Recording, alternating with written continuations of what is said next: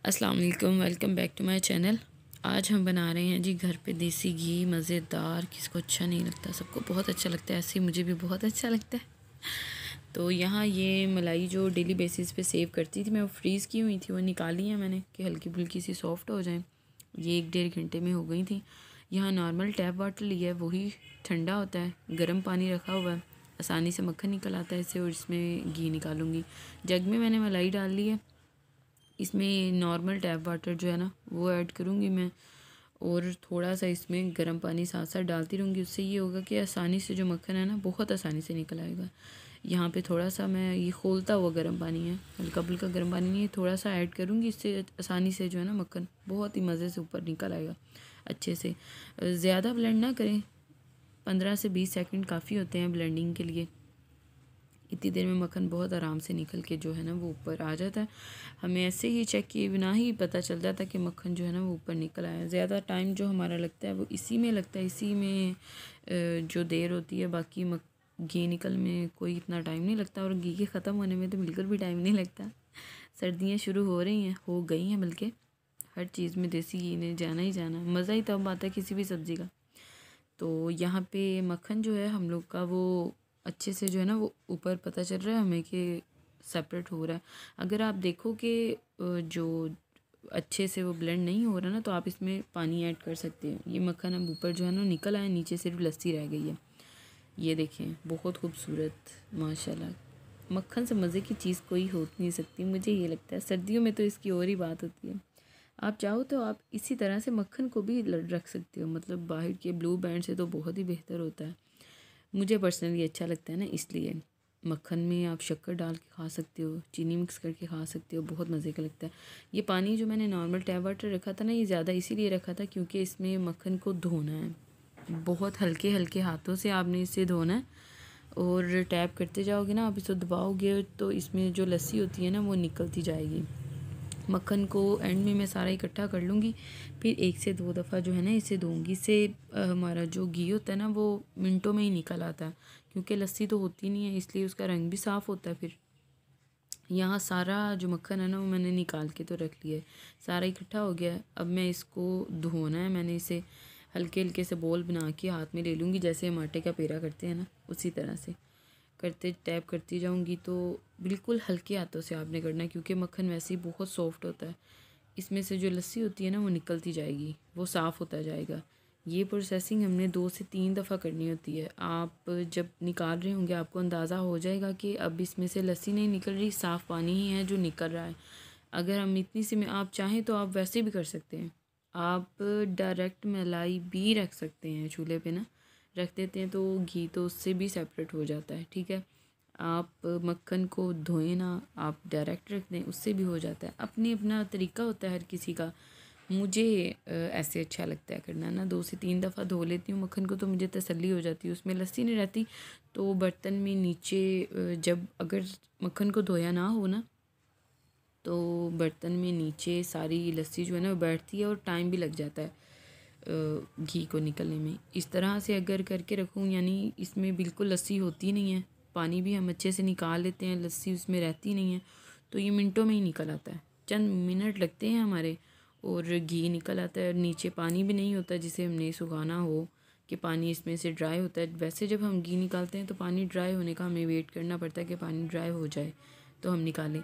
इस तरह से जब हम घी निकालते हैं ना, तो इससे हम अपनी कॉफ़ी वगैरह में भी यूज़ कर सकते हैं। ज़्यादा मुझे ये होता है कि जब इतनी मेहनत करके निकल रहा है तो अच्छे से हो जाए, ताकि टेंशन ना हो, मैं इसको पीने में भी यूज़ कर सकूं। क्योंकि ये डाइट में हमारे में यूज़ होता है। विंटर्स में कोई भी डाइट प्लान हो, विंटर्स में क्या, देसी घी कभी भी फ़ैट नहीं देता हमें। फ़ैट ये तब देता है जब हम इसे चूल्हे पे रख देते हैं। यानी कि अगर हम पराठा बना रहे हैं, तो पराठा अगर तवे से उतारने के बाद हम उस पर देसी घी डालेंगे ना, तो वो कभी भी आपको फ़ैट नहीं देगा, वो आपका लूज़ करेगा देसी घी। क्योंकि अब तो इतनी चीज़ें होती नहीं हैं अच्छी, मतलब कि क्वालिटी वाइज बात की जाए तो। इसलिए प्रेफर यही किया करें कि इस तरह की जो छोटी छोटी चीज़ें, मेहनत तो कर लेते हैं, करनी पड़ती है, लेकिन ये है कि ये छोटी छोटी चीज़ें वही हैं जो हम हाथ से निकाल लेते हैं, तो हमें तसल्ली होती है कि ये ठीक है। बाहर से पता नहीं कैसा मिले कैसा नहीं। वैसे भी बाहर से जो देसी घी मिलता है, मैंने तो जो देखा है ना, उसका कलर डार्क येलो सा होता है, तो इसलिए मुझे बहुत वहम हो जाता है। तो बस हिम्मत नहीं थी हो रही इतने दिनों से। अब इंशाल्लाह आपके साथ कोकोनट ऑयल की भी ना, एक्स्ट्रा वर्जिन कोकोनट ऑयल, वो भी क्योंकि मैं घर पे ही निकालती हूँ, तो वो भी आपके साथ इंशाल्लाह शेयर करूँगी। वो तो डाइट में बहुत हेल्पफुल होता है, वो हमारा बहुत वेट लूज़ करता है, देसी घी भी करता है, ये दोनों ही इस तरह इससे ही करते हैं। ये मैंने एक दफ़ा धो लिया इसे, अब मैं इसे दूसरी दफ़ा फिर से धोऊँगी पानी में ना। तो मेरा तो मैंने 2 दफ़ा धोया था, तो ये अच्छे से हो गया था ना, लस्सी जो थी वो बिल्कुल अच्छे से जो थी वो निकल आई थी। तो इसी वजह से चंद मिनट लगे थे, मेरे ख्याल से 5 से 7 मिनट लगे थे बस, और देसी घी बिल्कुल रेडी। मुझे यकीन नहीं था, मैं कहा वाह ये तो बड़ी जल्दी से निकला है, क्योंकि ऐसे मेरी अम्मी निकालती है, मैंने ऐसे पहली दफ़ा निकाला था। तो शुक्र अल्लाह का कि सब कुछ ठीक ठीक से ही हो गया था। अदरवाइज़ आपको पता है अम्मियाँ कितना ख्याल करती हैं। अम्मी निकाल देती थी कि मेरा बच्चा क्या मेहनत करेगा, मैं निकाल के भेज देती हूँ अपनी बेटी को। इस दफ़ा मैं ख़ुद निकाल रही थी, तो उनको देखा हुआ है मैंने, इस वजह से याद था मुझे कि मैंने कैसे निकालना है। तो शुक्र अल्लाह का कि अच्छे से निकल आया था, और जल्दी निकल आया था, बहुत जल्दी।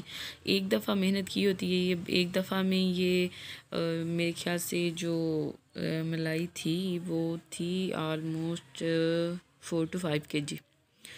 तो उससे इतना देसी घी माशाल्लाह से निकल आया था कि सारी सर्दियां सुकून से गुजर जाएंगी। अब दोबारा मुझे देसी घी निकालना नहीं पड़ेगा। लेकिन ये है कि मैं इसे अब खाने में तो यूज़ कर ही सकती हूँ, लेकिन मैं इसको पीने में भी यूज़ कर सकती हूँ।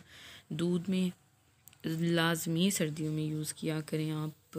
फीम स्पेशली जो मैरिड होती हैं ना, जिन बच्चों वाली अम्मियाँ जो होती हैं, उनको तो ख़ास तौर पे जो है ना इन बातों का करना चाहिए, क्योंकि इनमें बहुत ताकत होती है। वो जो हमारी अम्मियाँ हमारे पीछे पीछे भागती हैं ना, वो इसीलिए बेचारी भागती हैं कि कोई ताकत मिल जाए हमें।